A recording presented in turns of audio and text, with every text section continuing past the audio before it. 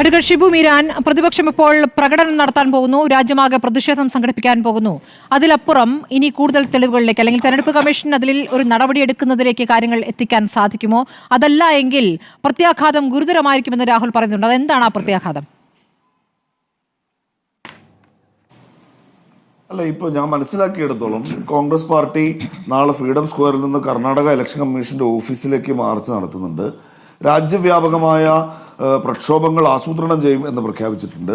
നമ്മൾ സംസാരിക്കുന്ന ഈ നിമിഷം രാഹുൽ ഗാന്ധിയുടെ വസതിയിൽ ഡൽഹിയിൽ ഇന്ത്യ മുന്നണിയുടെ ഒരു വലിയ വിപുലമായ യോഗം നടക്കുന്നുണ്ട്. ഞങ്ങളുടെ നേതാവ് കുഞ്ഞൽ സാഹിബ് അടക്കം സാദിഖ് തങ്ങളുടെ അതിൽ എന്ന് വെച്ചാൽ ഇന്ത്യ മുന്നണിയിലെ എല്ലാ നേതാക്കന്മാരും പങ്കെടുക്കുന്ന ഒരു യോഗം ഇപ്പോൾ ഡൽഹിയിൽ നടന്നുകൊണ്ടിരിക്കുകയാണ്. ആ യോഗത്തിൽ ഈ വിഷയത്തിന്റെ ഒരു ഗൗരവം മനസ്സിലാക്കിക്കൊണ്ടുള്ള വലിയ പ്രക്ഷോഭങ്ങൾ ആസൂത്രണം ചെയ്യും എന്നാണ് ഞാൻ വിചാരിക്കുന്നത്.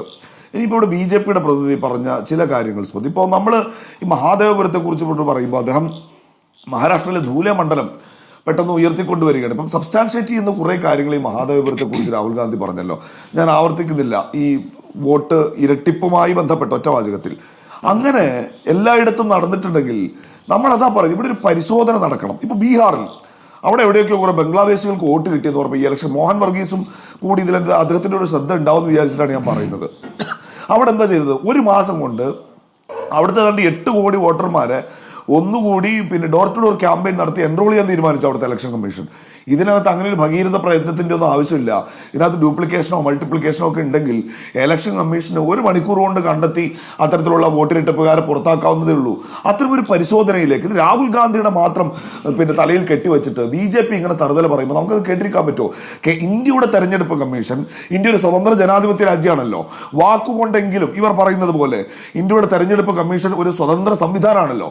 അവർക്ക് ഉത്തരവാദിത്വമല്ലേ സുതാര്യമായി ഇവിടുത്തെ തെരഞ്ഞെടുപ്പ് നടക്കണമെന്ന്. ഒരു പ്രതിപക്ഷ നേതാവ് എന്ന നിലക്ക് ഇത്ര വലിയൊരു പ്രയത്നം നടത്തി ഒരു മണ്ഡലത്തിന് ഒരു തെറ്റ് രാഹുൽ ഗാന്ധി ചൂണ്ടിക്കാണിച്ചാൽ ഇനി ഇവിടുത്തെ ഉത്തരവാദിത്വം തെരഞ്ഞെടുപ്പ് കമ്മീഷനാണ്. ആ ഉത്തരവാദിത്വത്തിൽ ഇപ്പം അദ്ദേഹം പറഞ്ഞു കോടതി ആവർത്തിച്ച് പറഞ്ഞുകൊണ്ടിരിക്കുകയാണല്ലോ സ്മൃതി. ഈ ഡിലീറ്റ് ചെയ്യുന്ന സംഗതി സ്മൃതി പറഞ്ഞു. ഞാൻ ആദ്യം പറഞ്ഞില്ല, ഈ ഹരിയാനയിലെ തെരഞ്ഞെടുപ്പ് കഴിഞ്ഞിട്ട് അവിടുത്തെ ഡാറ്റ ഒരു CCTV ഫുട്ടേജ് മഹമ്മൂദ് പ്രാച്ച എന്ന പേരിലുള്ള ഡൽഹിയിൽ ഒരു അഭിഭാഷകൻ പോയി ചോദിച്ചു അവിടുത്തെ ഹൈക്കോടതിയോട്, പഞ്ചാബ് ഹരിയാന ഹൈക്കോടതിയോട്. ആ കോടതി ഇദ്ദേഹത്തിന് ഇത് കൊടുക്കണം എന്ന് പറഞ്ഞപ്പോഴാണ് ഇവർ പെട്ടെന്ന് നിയമപരിഷ്കരണം നടത്തി ഈ CCTV ഫുട്ടേജ് അങ്ങനെയൊന്നും എല്ലാവർക്കും വിട്ടുകൊടുക്കണ്ട എന്ന് 93 ഞാനത് പറഞ്ഞല്ലോ. ഇവരെന്ന് എന്ന് വെച്ചാൽ അവസാനത്തെ നിമിഷം വരെ ഇപ്പൊ പേപ്പർ കൊടുത്തു, ആ പേപ്പർ പോലും സ്കാൻ ചെയ്ത് റെക്കഗ്നൈസ് ചെയ്യാൻ പറ്റാത്ത സ്വഭാവത്തിൽ അങ്ങനത്തെ ഫോർമാറ്റിൽ കൊടുക്കണമെങ്കിൽ ഒരു കാര്യം ഉറപ്പാണ്, ഏറ്റവും അവസാനത്തെ നിമിഷം വരെ ഈ രാജ്യത്തിന്റെ തെരഞ്ഞെടുപ്പ് കമ്മീഷന് ആ വോട്ടർ പട്ടികയെ സംബന്ധിച്ച് എന്തൊക്കെയോ മറച്ചു വെക്കാനുണ്ട് എന്ന് സംശയിക്കാൻ നമുക്ക് ന്യായമായ കാരണങ്ങളുണ്ട്.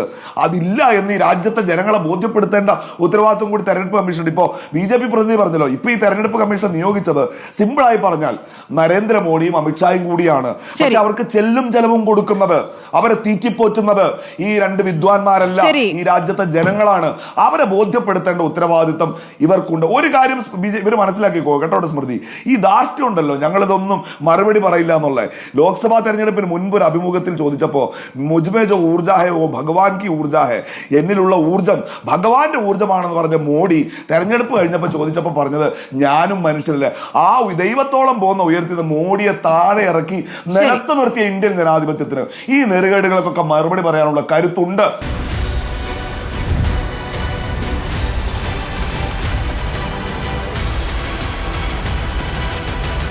Debate with Smriti Parathikkad.